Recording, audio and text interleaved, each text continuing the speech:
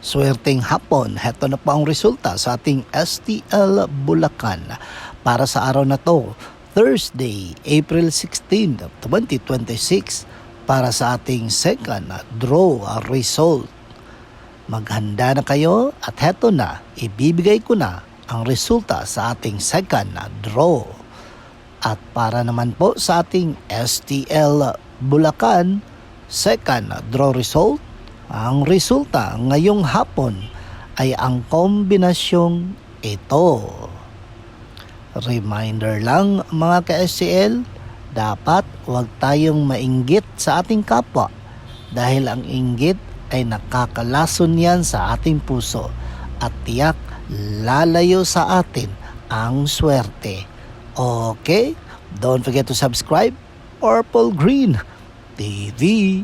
Paki-like at share po. Thank you!